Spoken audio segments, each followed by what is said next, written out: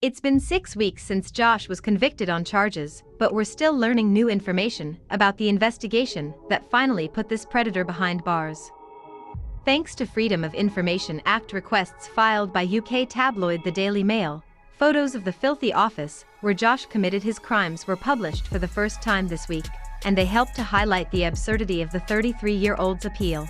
Defense attorneys are arguing that Josh was framed by an employee named Caleb Williams, who allegedly used Duggar's office and computer to download materials, CSAM. However, that argument is heavily undermined by the office photos.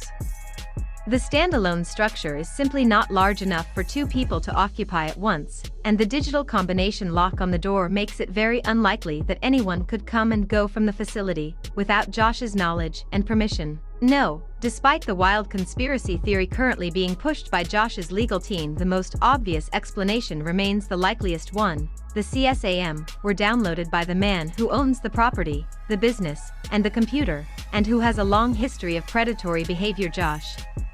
Josh's lies are made even more apparent by the latest materials published by the Daily Mail. The outlet has obtained audio recordings of Josh being interviewed by federal agents the day that his workplace was raided in November of 2019. First off, when asked if his office uses a conventional Wi-Fi setup, Josh provided a needlessly complex answer.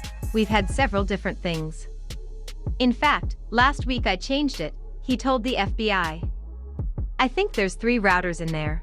I honestly can't remember. But we had it daisy-chained so we could send it out over the lot, so we could get to each edge, to be able to take pictures and things like that, to post them up," Josh continued. "Because our cell service is not that great here in the valley. Right now I probably have 2 routers in there, hooked up. One of them is more long-range, and one is closer up."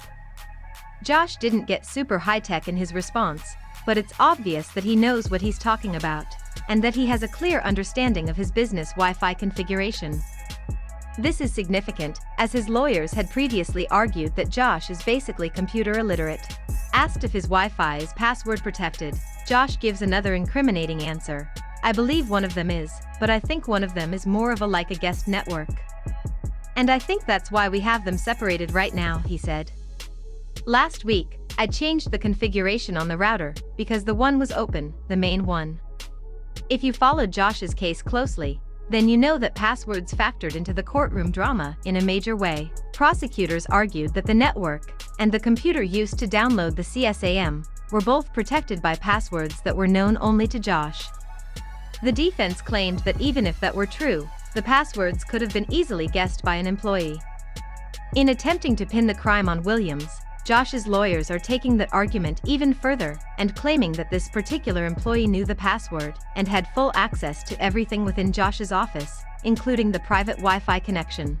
So we suppose they're planning to argue that Josh tinkered with the security settings a week earlier, then shared the new information with Williams, even though he would have already had serious suspicions about the man by this time.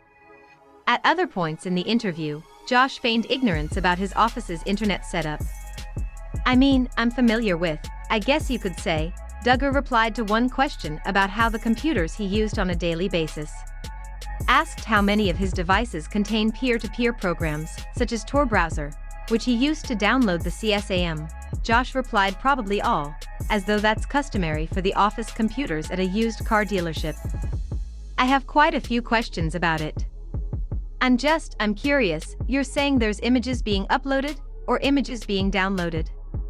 Duggar asked when the nature of the investigation became apparent. Josh's office computer was equipped with a program called Covenant Eyes, which his wife, Anna, used to monitor his internet activity.